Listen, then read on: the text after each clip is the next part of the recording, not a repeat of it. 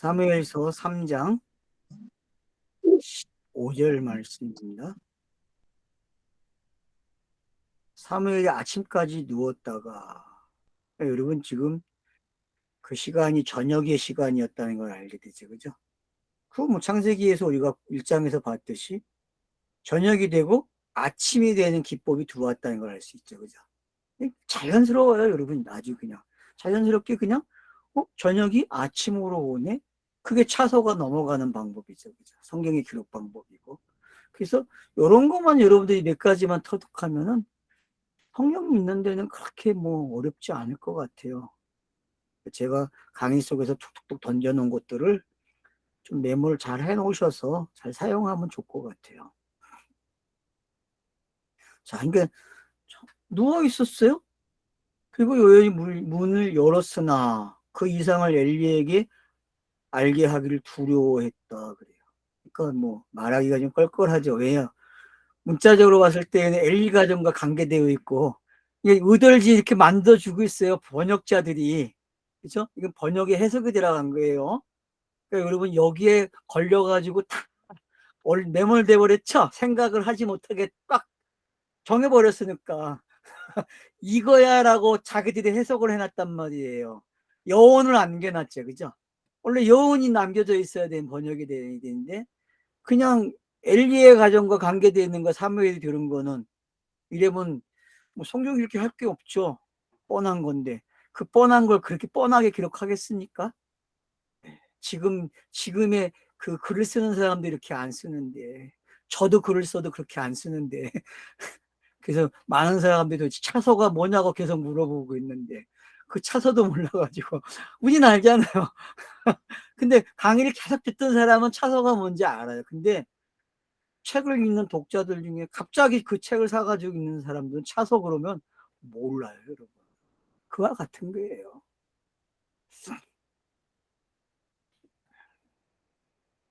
자, 그래서 이제 아침까지 누웠다?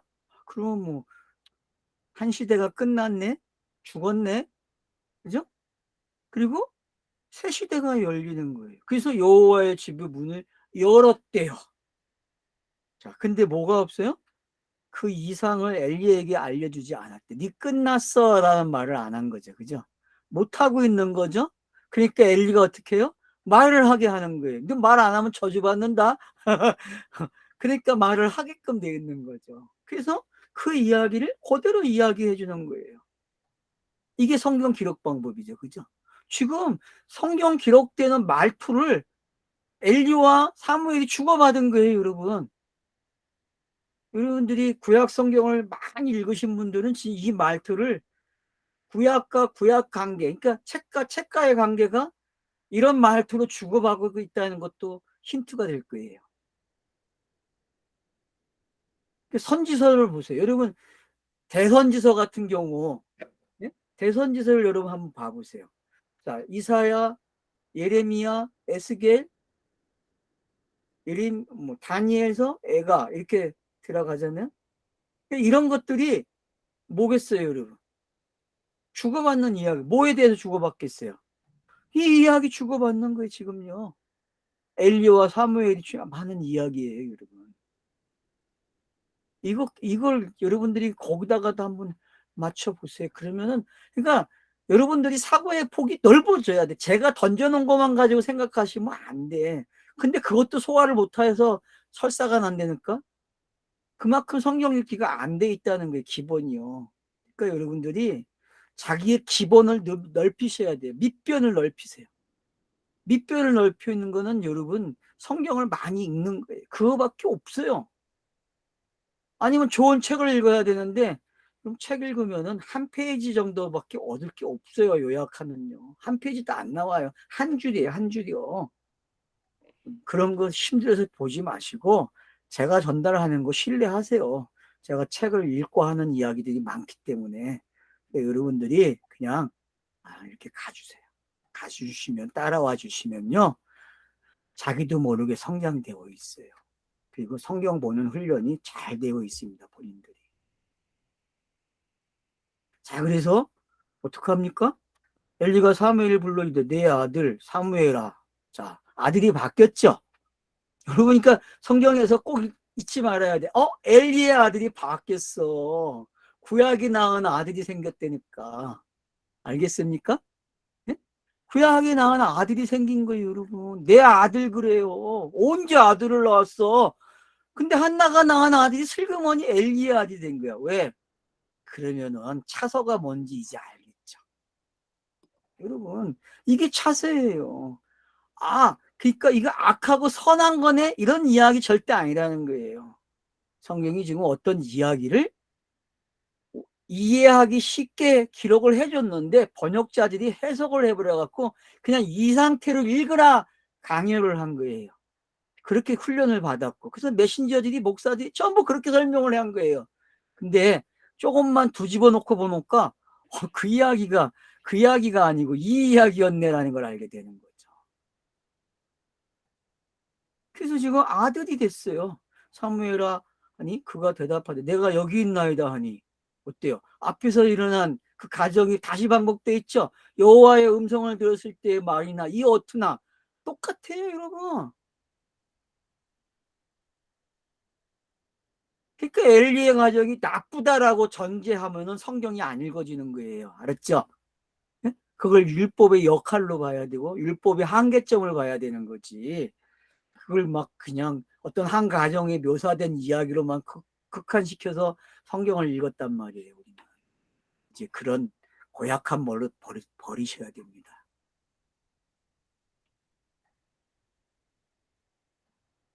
이르되 내게 무엇을 말하였느냐 말씀하느냐 청하니, 내게 숨기지 말라. 내게 말씀하신 모든 것을 다 하나라도 숨기면 하나님이 내게 벌을 내리시고 또 내리시기를 원하노라 하는지라. 그러면 이제 이게 사무엘과 엘리의 관계 속에서 표현되어야 돼. 아들이기 때문에 깨달은 아들이죠. 그죠? 벤이 태어났단 말이에요. 그러니까 벤은 다 알아요. 아들은. 부모 공경이죠. 알아야 부모 공경이에요. 모르면 부모 공경이. 그래서 그 아는 말을 해주는 거예요. 그러니까 여러분, 인자, 예수는 알아요. 뭐를? 아버지의 뜻을 가지고 왔고 그 뜻대로 인자가 돼서 예수라고 하는 그 모든 내용 속에, 공생애라는 내용 속에 구약이라고 하는 걸 싹 집어넣을 수 있는 공간이 있단 말이에요. 넉넉하죠. 그 넉넉한 공간에 채워놓고서 그걸 믹서시켜서 그리스도로 빠져나오는 거예요. 줍을 제가 요즘 짜먹는데, 줍을 아침마다 짜먹고 있거든요. 재밌더라고요. 얼마나 편한 세상인지, 그 편한 걸 왜 안 하는지 모르겠어. 그냥 아침마다 제가 줍을 짜먹고 있는데 주스를, 그와 같은 거예요, 여러분. 예수라고 하는 그 안에 싹 집어넣고 쭉 짜면 뭐밖에 안 나와? 그거밖에 안 나와요. 인내라는 단어가 뭐라 했어요? 인내라는 게 쭉 짜는 거잖아요, 여러분. 짜서 그 나오게 하는 걸, 그 과정을 인내의 시간이라 그래요. 그러니까 여러분, 사무엘서가 한나라고 하는 사람의 그 인내의 시간과 엘리라고 하는 그 사람의 인내가 모아져서 어떤 스토리를 우리에게 전달하고 있단 말이에요. 그 하나님의 뜻이 지금 전달되고 있는 과정이란 말이에요.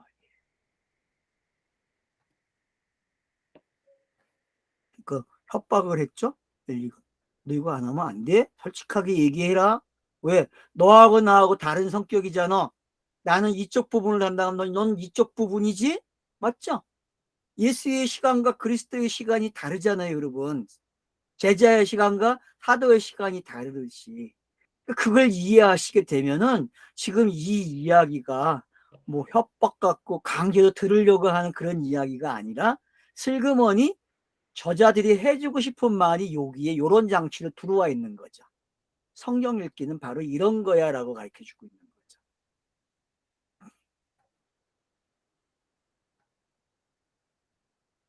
그래서 어떻게 해요? 하나도 감춤이 없이 자세히 말을 했다. 조금 더 숨기지 아니했다 그래요. 이게 공간복음서의 특징이라는 거죠. 예수의 공생에는 요 단어에, 알았죠? 예수의 공생에는 구약이 원하는, 모세가 원하는 걸 어떻게 해야 돼요? 전부 다 전부 다 가지고 있어요. 그래서 산상수훈이라는 그 배경 속에서 십계명을 가져와서 설명하고 있다는 거죠. 더 나은 것을 제시해야 되거든요. 더 나은 거. 산상수훈의 첫 문장이 뭐예요? 탈복이 끝나고 나서 소금과 빛의 이야기가 끝나면은 율법보다 더 나은 의가 있어야 된다고 이야기하잖아요. 그 더 나은 의를 설명할 때의 그 표현, 그런 것들이 지금 여기에 담겨져 있는 거예요.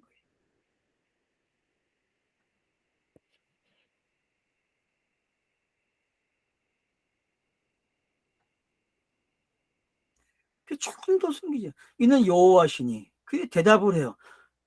선하신 대로 하실 것이니라. 이게 성격의 옹합이죠. 하합이죠?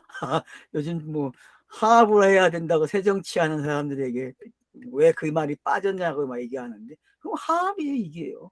구약과 신약이 예수라고 하는 매체를 통해서 하합이 되는 거예요. 사무엘이라는 사람을 통해서 엘리의 가정이 융합이 되고 하나가 되는 것이 어떤 건지를 성경의 눈을 보는 눈을 샥 열어주고 있는 거죠. 자, 열렸죠? 열려야 돼요.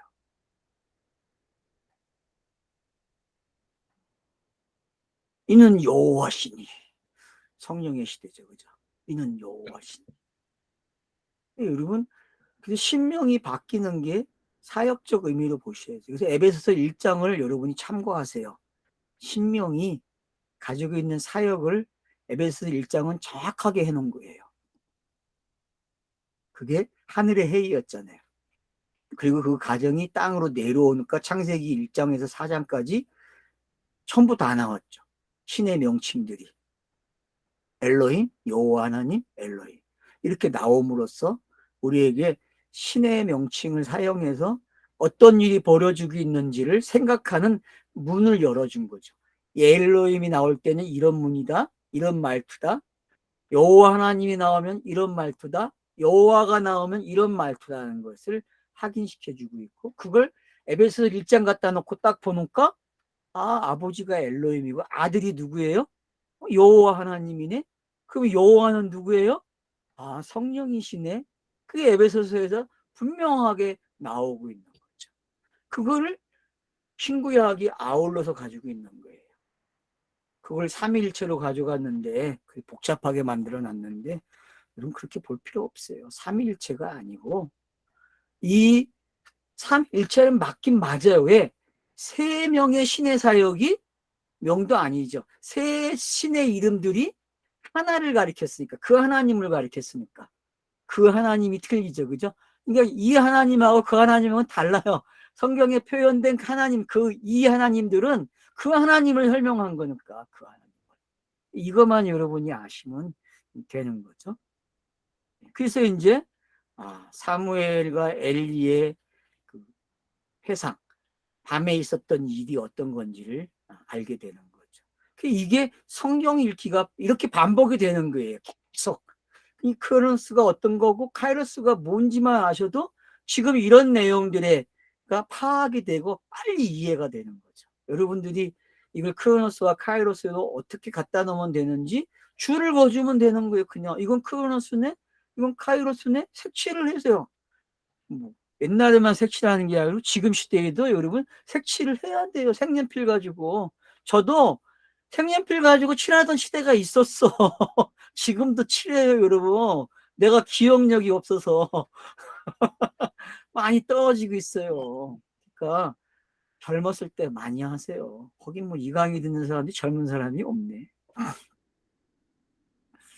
자, 그 다음 보세요. 19절. 사무엘이 잘하네. 자, 이게 잘한다는 말은 어떤 건지 이해가 되죠. 그죠?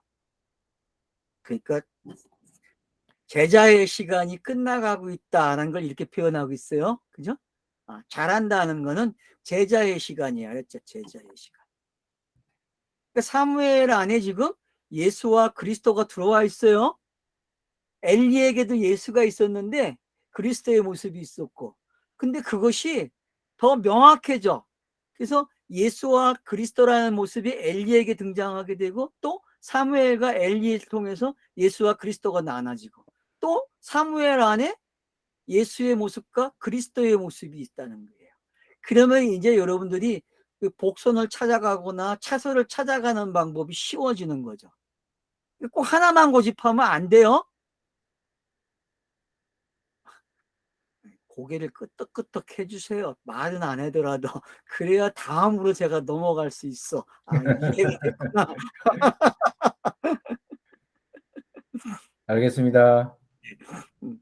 자, 그래서 이게 지금 사무엘이 잘한다는 게 이제 어떤 건지 알고, 근데 누구 앞에 잘해요? 여호와 앞에서. 그러면은 성령의 시대. 그러면 창세기 2장 17절에 돌봄이 뭔지 아는 거죠. 돕는 배필. 그런 게 어떤 건지 그 단어가 이렇게 표현이 됐다는 걸 알게 되는 거죠. 그 임마누엘이라는 단어도 여기에 이제 들어올 수 있는 거죠.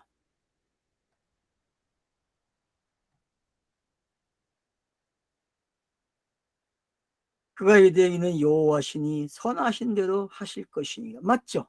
이게 성경이죠. 성경은 계속 그 하나님의 뜻대로 가는 걸 선이라고 얘기해요. 그러니까 어떤 인물이 등장하든 그 하나님의 뜻이 실행되고 있는 거예요. 기록되고 있고. 이것만 여러분이 가져도 한 가정에 매몰되지 않고 한 사람에게 빠져들어가지 않는다는 거죠.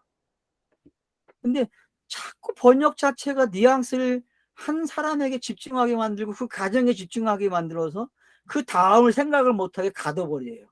못된 번역이죠, 여러분. 네. 그런 땅에서는 이렇게밖에 할 수 없는 것 같아요, 제가 봤을 때는. 공부하기 전에 목사님하고 둘이서 새롭게 우리가 하는 버전으로 번역이 됐으면 좋겠다는 의견을 목사님이 하시더라고. 그래서 제가 요즘은 100억 잡아야 돼요. 내가 그랬어요. 100억이 있어야 해요. 근데 100억이 있어도 못해. 왜냐하면 우리 같은 생각을 가지고 있는 히브리어나 헬라어 학자가 없어. 그게 문제죠, 뭐. 키워내야 돼. 여러분 아들 하나씩 딸 낳든지 한 명씩 낳아가지고 걔네들 이걸 가르치자고. 다시 낳아가지고 다시 납시다 하나씩. 방법이 없어.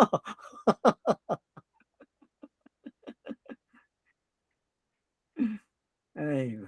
우리가 그래, 조금만 더 하면은 그거 할 수 있을 것 같은데. 다들 지금 정신 차리면 될 것 같은데. 그치, 우리 다 정신 오래 차리면 돼요. 살잖아요. 그러니까 남은 여생 함께 모여 살자니까 빨리 와, 한 사람대로 다.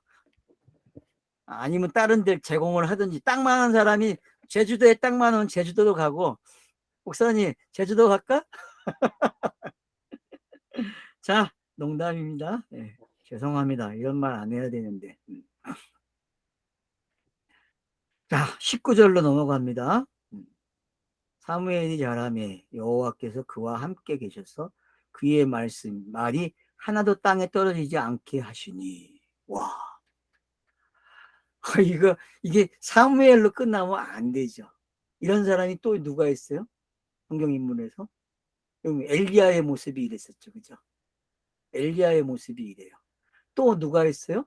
모세도 이랬습니다, 여러분. 앞에서는 모세도 이랬고, 또 이 사무엘 뒤에 나오는 엘리야의 모습, 여호수아의 모습, 뭐 사사들의 모습도 다 이런 말씀, 이런 거죠, 그죠? 그러면은 이걸 종합해서 예수에게 갖다 놔 보세요. 그럼 공간복음서에 기록되고 있는 게 요렇게 기록되고 있다는 걸 알 수 있죠, 그죠? 왜? 요렇게 기록이 돼야 옛것이 완성이 되는 거죠, 그죠? 옛것이 완성이 돼. 구약이 완성이 돼야 된다니까요. 그리고 그런 가정들을 차서적인 걸 이렇게 표현했다라는 걸 아시면 돼요.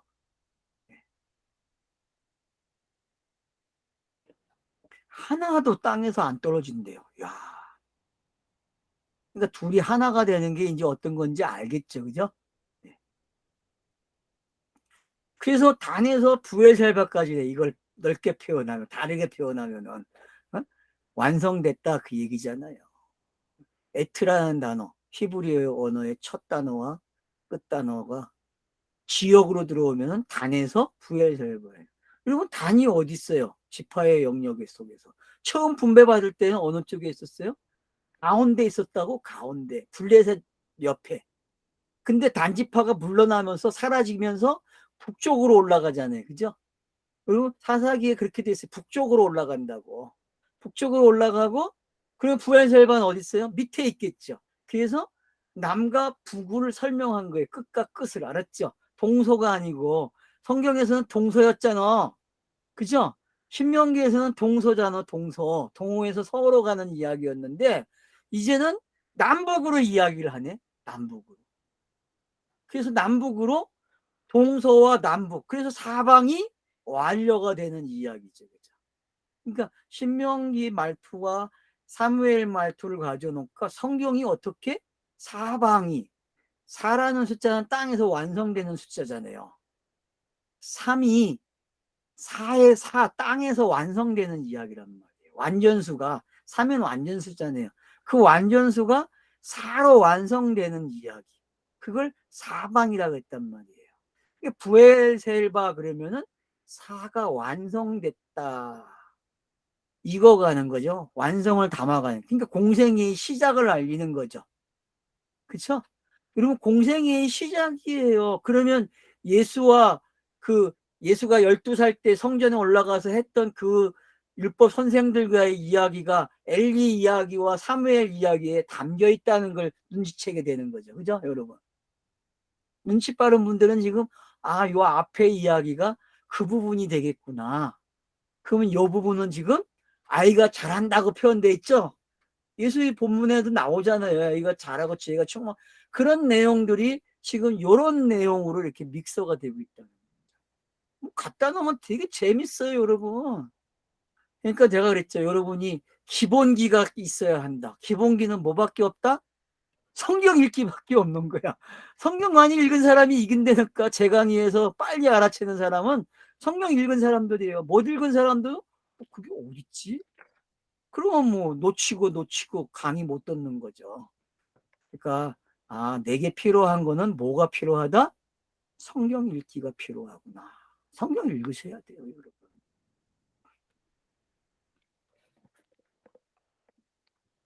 그래서 단에서 부엘셀바까지 온 이스라엘 사무엘은 여호와의 선지자 세우신 줄 알았더라. 그럼 예수가 가르치거나 이적을 일으키면은 소문이 났어요, 안 났어요? 소문 났잖아요. 그래서 온 천지에서 다 몰려오잖아. 막 가르치고 나니까 놀라고 막 그러잖아요. 그 소문이라는 게 어떤 건지. 여러분, 소문은 성경에서 되게 좋은 거예요. 소문. 그게 그 시대의 인심이잖아요. 맞죠? 소문은 그 시대의 인심이에요, 여러분. 인심. 근데 요즘은 정치인들이 소문을 만들어내니까 문제죠. 진짜 순수하게 다니는 소문을 들을 수 있으면 좋은데 순수하게 다니는 소문은 지금은 없는 것 같아요. 워낙 여론도 조작을 하고 모든 게 조작이 되니까. 그래서 여러분들이 힘이 있어야 돼요. 그 조작하는 거를 다 분쇄할 수 있어야 돼요. 복잡하게 사는 세상이에요, 지금은. 그래서 결론은 뭡니까? 사무엘이 선지자다. 그럼 앞에 충실한 제사장을 세우겠다는 말하고 왜 여기선 제사장이라고 표현했고 2장 35절에 여기서는 선지자로 표현을 하네. 그러면 예수의 다중사역이 나타났네. 맞죠? 예수의 다중사역이 뭐예요? 제사장, 왕, 선지자잖아요. 그죠? 예수의 다중사역이에요, 그게. 제가 다중사역 하니까 많은 사람들이 힘들어해. 근데 다중사역은 뭐예요? 자, 예수의 한 사람에게 뭐가 있다는 게 제사장, 왕, 선지자가 있는 거예요. 세 가지 직분이라 그러잖아요, 신학에서는. 직분이라는 것보다는 다중사역이 낫죠. 훨씬 접근하기가. 이제 그렇게 여러분들이 이해를 해 주시게 되면은, 선지자. 그게 사무엘은 제사장이면서 선지자고 사사예요. 그죠? 뒤로 가면 또 마지막 사사로 등장을 하고 있잖아요. 그러니까 별난 인물이에요. 그러니까 충분히 예수의 모습이 많이 들어가 있는 사람이죠. 그죠? 맞잖아요. 이 인물 속에 지금 이가 맡고 있는 것이. 왜? 그럴 수밖에 없어요. 여호수아와 사사기 시대를 걸쳐오면요. 이렇게 녹리고 있다니까. 여러분 자신이 이만큼 자라난 거야. 알았어요? 이해를 하셔야 돼. 내가 성경을 읽으니까 이만큼 컸어. 그 앞에 자랐다는 말이 사무엘만 자란 게 아니라 지금까지 성경을 읽은 독자들은 다 어떻게 해요? 이렇게 자랐다고 성경이 이렇게 해준다니까. 그러면 신이 나야 되는데 사무엘만 박수 쳐주고 자기들에게 박수 안 치고 자기에게도 박수 쳐주세요. 여러분, 성경을 꾸준히 읽는 사람을 자랐다 그래요. 그리고 지금 표현처럼 어떻게 해요? 모든 사람들이 알아준다니까요. 모든 문자가 사무엘이 맞다라고 확인시켜준단 말이에요. 성경의 문자들이 사무엘을 칭송한다니까요. 근데 그 칭송은 사무엘이 아니고 누구예요? 예수죠. 오리지널은 예수니까. 다 상징이에요, 여러분. 구약의 인물은 다 누구의 상징이다? 예수의 상징이다. 엘리든 엘리의 아들들이든 사무엘이든 한나든 불인나든 전부 다 누구 이야기예요? 예수 이야기다. 그건 이제 세뇌가 됐죠. 기딱지 앉았죠? 기딱지 앉았어요, 여러분. 그래서 여호와께서 선지자 세우심을 알았다 그래요. 그럼 선지자가 어떤 사람입니까? 이제 제사장이 했던 이야기를 풀어주는 사람이에요. 알았죠? 그래서 점진적으로 가면서 제사장의 이야기가 사라지고 선지자의 이야기로 넘어오는 거예요. 마찬가지잖아요. 마태복음, 마가복음, 누가복음을 여러분이 읽다 보면은 세 가지 사역이 분명히 등장해요. 그런데 점점 가면은 복음시로 가면은 말로만 오게 돼 있어요. 그러면 선지자 시대가 확실해지는 거죠. 그래서 나와 같은 시대는 바로 성령 시대와 맞물려 있다는 걸 알게 되는 거죠. 그래서 뭐 베드로와 바울의 역할이 나와 같은 선지자가 등장한 거죠. 그죠? 그래서 가장 충만한 열매를 맺는 시간이 된 거죠. 오늘날 메신저들이 하는 게 바로 그 시대를 열고 있는 거거든요.